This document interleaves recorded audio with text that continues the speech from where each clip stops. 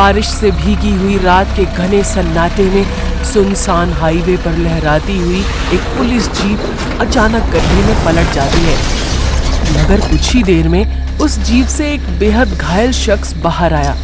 अंधेरे में उसका चेहरा तो नजर नहीं आ रहा था, मगर उसकी आंखों में एक अपराधी जैसी चमक थी। उसने किसी तरह खुद को संभाला और खेतों में उगी फसल में न जाने कहां गुम हो गया। मदनपुरा गांव के चौराहे पर बना भाईचारा ढाबा सुबह के वक्त ग्राहकों से भरा हुआ था। दयाल, जो कि गल्ले पर बैठा हुआ नोट गिन रहा था, उसने ग्राहकों पर सरसरी नजर दौड़ाते हुए शिवाल से कहा, शिवाल, क्या कर रहा है भाई तू? टेबल नंबर 5 वाला ग्राहक कब से रायता मांग रहा है। और कृपाल भाई, तू फटाफट हाथ चला ले, शहर वाली बस आती ही होगी। पसीने से तरबदर तंदूर पर रोटियां सेकते हुए कृपाल ने मुस्कुराते हुए कहा, भैया, सही आंच में पकी हुई रोटियां ही नरम और मजेदार होती हैं। बस थोड़ा सब्र रखिए, टेंशन मत लीजिए। हाँ। तब तक शिवाल पीठ पर सब्जियों का बोरा और हाथ में मसालों का झोला उठाए हांफते हुए बोला, भैया भैया, सारी सब्जियां और मसाले मैंने गाड़ी से उतार लिए, उसका 1500 का हिसाब कर दीजिए। अरे थोड़ा सांस ले ले छोटे। भैया, आप तो देख ही रहे हैं, गाड़ी से सामान उतारना और सफाई करना दोनों मैं ही देख रहा हूँ। ना जाने ये छोटू का बच्चा कहाँ लापता है। मैं तो तंग आ गया इन नौकरों से, आजकल एक भी ढंग का नहीं मिलता। गांव का ये मशहूर भाईचारा ढाबा 3 सगे भाई मिलकर चलाते थे। दयाल, जो कि तेज बुद्धि और हिसाब किताब देखता था, वो सबसे बड़ा था। उससे छोटा कृपाल, जो कि लजीज और साफ सुथरा खाना बनाता था, और सबसे छोटा शिवाल, जो कि ढाबे का सामान लाता और साफ सफाई का काम संभालता था। तीनों में बड़ा प्रेम था, जिसकी वजह से उनका ढाबा खूब तरक्की कर रहा था।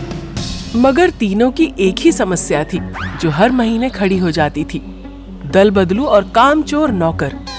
कोई भी ढंग से काम करने वाला उनके ढाबे पर टिकता ही नहीं था। देखते ही देखते शाम ढली और फिर रात हुई। देर रात दयाल गल्ले पर बैठा हुआ हिसाब लगा रहा था।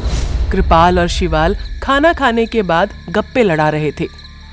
तभी एक हट्टा कट्टा शख्स लड़खड़ाता हुआ उनके पास आया और गिरकर बेहोश हो गया। फिर कृपाल और शिवाल ने उसे उठाते हुए कहा, अरे भाई, कौन हो तुम और क्या हुआ है तुम्हें? उठो भाई, होश में आओ। शख्स कोई जवाब नहीं देता। उसके कपड़े फटे हुए थे और वो घायल भी था।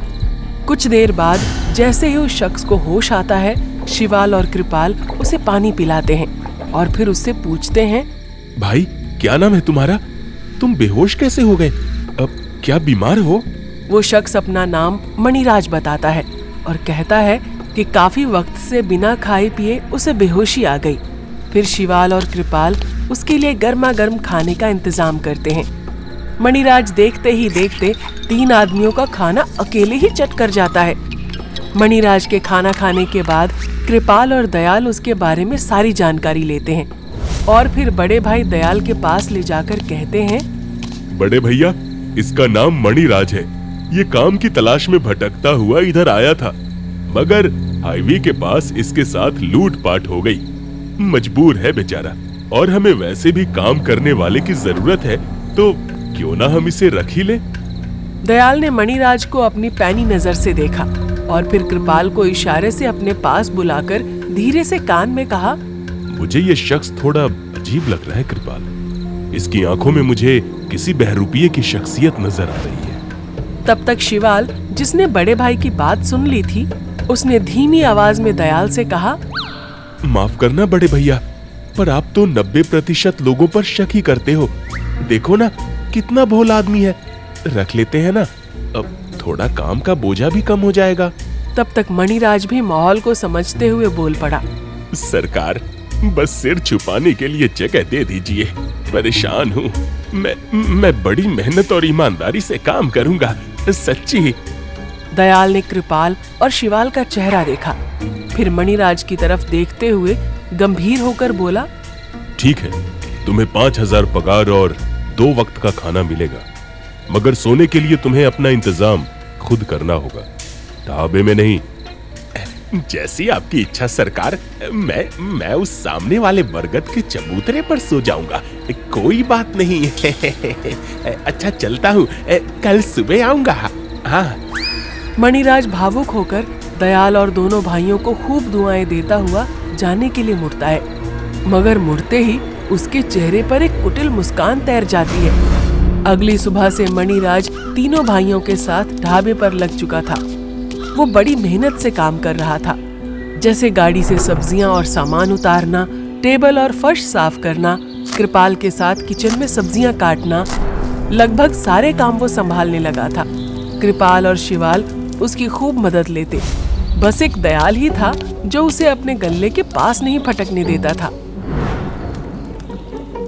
खाली वक्त में मणिराज सबसे छोटे भाई शिवाल के पास बैठना पसंद करता था। एक रोज दोपहर के वक्त जब शिवाल खाली बैठा था तो मणिराज उसके पास इधर उधर देखता हुआ आया और बैठ गया। क्यों छोटे सरकार, अकेले बैठकर किन ख्यालों में खोए हो? अरे कुछ नहीं यार, बस अपने एक दोस्त से बात कर रहा था जो शहर में रहकर पढ़ाई करता है। मस्त जिंदगी है उसकी, बस कलम चलाना, मेरी तरह थोड़ी ढाबा, कस्टमर और खाने में ही रह जाना। मणिराज के चेहरे पर फिर से वही शैतानी मुस्कान फैल गई। उसने शायद ढाबे की कमजोर नस पकड़ ली थी। सही कहा छोटे सरकार, आप इतने गुणवान, बलवान, बुद्धिमान ना जाने किस वजह से इस ढाबे के होकर रह गए। अरे शहर में होते तो अब तक क्या से क्या बन गए होते। पढ़ा लिखा गबरू जवान जो खूबसूरत लड़कियों को अपने इशारे पर नचाता हो। बात तो सही है तुम्हारी, पर मैं ये ढाबा और अपने भाइयों को छोड़कर फिलहाल तो कहीं नहीं जाना चाहता। और रही बात शहर घूमने की, तो वो तो मैं कभी भी घूम लूंगा। खैर, मेरी तारीफ करने के लिए और मुझे समझने के लिए शुक्रिया भाई। आओ अब काम पर चलें। इतना बोलकर शिवाल वहां से उठ के जाने लगा। उसके पीछे मणिराज भी चल पड़ा। तकरीबन इसी तरह 1 महीना गुजर गया। मणिराज शिवाल का पिछल्ला बनकर उसके पीछे पीछे घूमता और सिर्फ उसके मन की बातें करता, हर बात में उसकी तारीफ और बखान। एक रोज दयाल ने किसी बात को लेकर शिवाल को डांटा था। शिवाल का दिमाग खराब था, तो वो दोपहर के वक्त गांव के पास वाले तालाब के पास जाकर बैठा था और उसके साथ मणिराज भी था। मणिराज ने देखा शिवाल काफी दुखी है, तो उसने भावुक होकर कहा, नहीं नहीं, अब ये तो सरासर गलत है।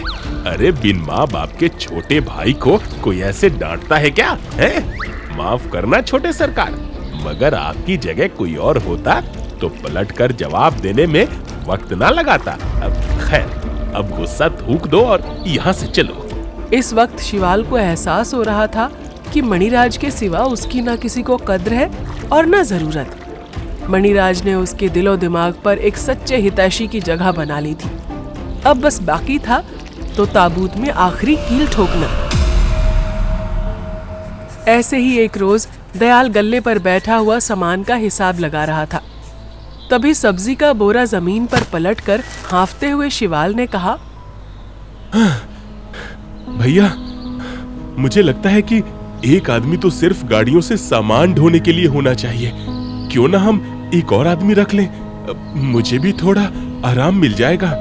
देखो शिवाल, अभी हमारे पास दूसरा आदमी रखने का बजट नहीं है। तुम्हें अगर थकान होती है तो तुम मणिराज की मदद क्यों नहीं ले लेते? इसके लिए तत्काल नया आदमी कहाँ से लाया जा सकता है? भैया, मणिराज भी तो सारा दिन किचन के अंदर कभी टेबल पर गधे की तरह काम करता है, फिर उसे बोरे उतरवाने में लगा दूं तो ये तो नाइंसाफी होगी। किसी की मजबूरी का इतना भी फायदा नहीं उठाना चाहिए। दोपहर के वक्त जब शिवाल और मणिराज फिर से अकेले में बैठे तो मणिराज ने कहा, छोटे सरकार, आपने उस वक्त बिल्कुल सही कहा। आप इस ढाबे के नौकर थोड़ी हैं, आप तो बराबर के हकदार हैं। ये तो नौकरों का काम है। मगर बड़े सरकार भी क्या करे, उतनी आमदनी नहीं हो रही जितनी मेहनत, क्योंकि वो ढाबा पुराने तरीके से चला रहे। अरे यही ढाबा आपको चलाने को अगर मिल जाए, आप गल्ले पर बैठ जाओ तो महीने में 3 गुनी कमाई हो जाएगी। हाँ, वो कैसे? अरे आपका दिमाग और मेरी सूझबूझ। कुछ दिनों बाद दयाल को किसी काम से शहर जाना था और वो अपने साथ कृपाल को भी लेकर जा रहा था।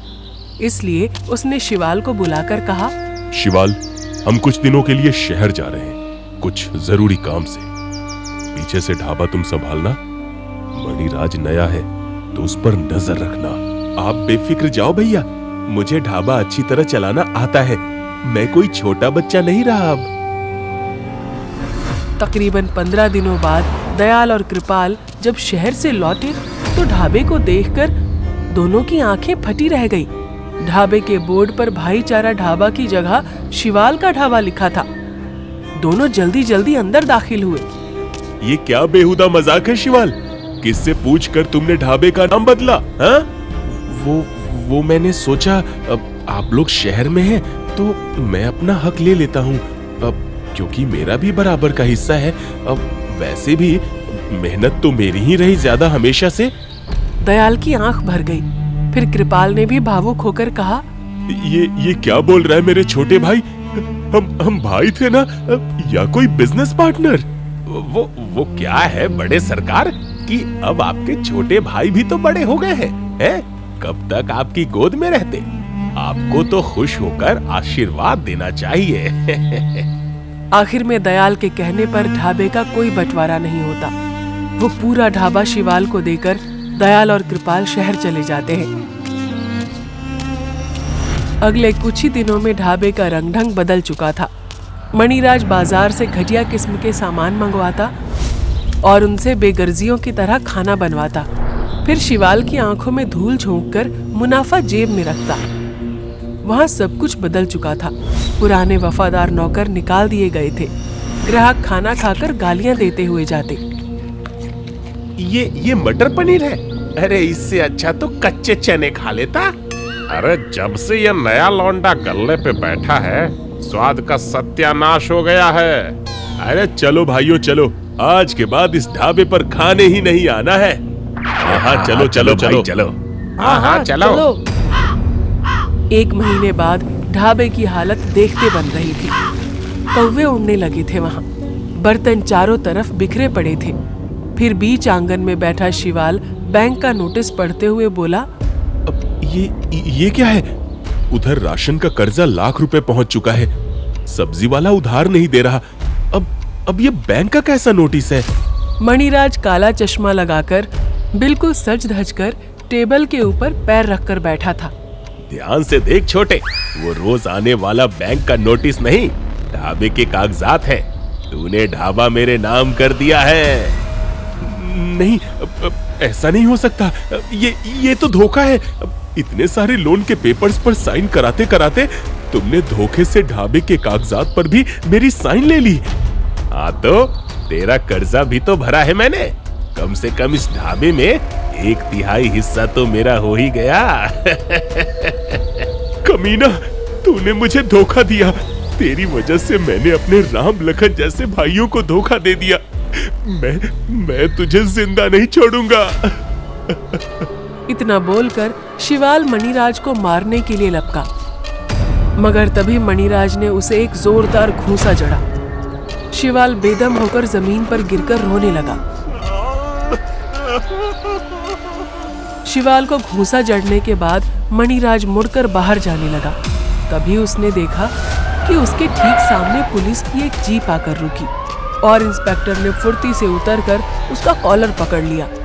अरे रे इंस्पेक्टर साहब, आपको धोखा हुआ है। असली मुजरिम अंदर है। हाँ, जो मेरी जमीन हड़पना चाहता है। अरे नाना मैनेजर साहब, इस बार असली मुजरिम पहचानने में मुझसे कोई भूल नहीं होगी।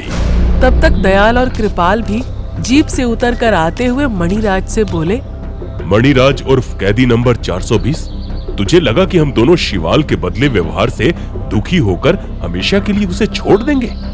अरे हमारा खून का रिश्ता है, समझा? इतनी छोटी छोटी बातों पर हम गांव वाले भाइयों का साथ नहीं छोड़ते।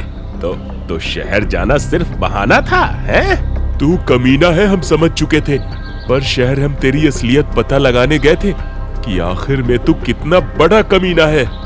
जिस दिन तू पहली बार ढाबे पे आया था, उसी दिन मुझे तेरी कलाइयों पर हथकड़ी से छिलने का निशान दिख गया था। दयाल और कृपाल बाबू, जैसा कि मैंने आपको पहले बताया कि ये एक शातिर अपराधी है जिसने बैंक मैनेजर होते हुए सरकारी बैंक में करोड़ों का घोटाला किया था, लेकिन एक रात दूसरे जेल में तबादले के दौरान एक दुर्घटना के चलते ये फरार हो गया। खैर, आप लोगों का बहुत बहुत शुक्रिया। अब मैं चलता हूँ। मणिराज पहले गिड़गिड़ाया, फिर धमकी देने लगा, मगर पुलिस ने उसकी एक न सुनी और उसे जीप में भरकर रवाना हो गए। इधर शिवाल रोते हुए अपने दोनों भाइयों के पैरों में गिर गया। मुझे माफ कर दो भैया। मुझसे जिंदगी की बहुत बड़ी भूल हो गई। अरे मैं आपके बिना चाय की दुकान नहीं चला सकता अभी। ये ढाबा क्या चलाऊंगा? देखा भैया, इसे कहते हैं लौट के बुद्धू घर को आए। उठ जा मेरे लाडले भाई शिवाल, कोई बात नहीं होता है। इसीलिए तो कहता रहता हूँ, अक्ल बादाम खाने से नहीं ठोकर खाने से आती है। हाँ। कृपाल दयाल के साथ साथ शिवाल भी खिलखिलाकर हंस पड़ता है। फिर तीनों गले मिलते हैं।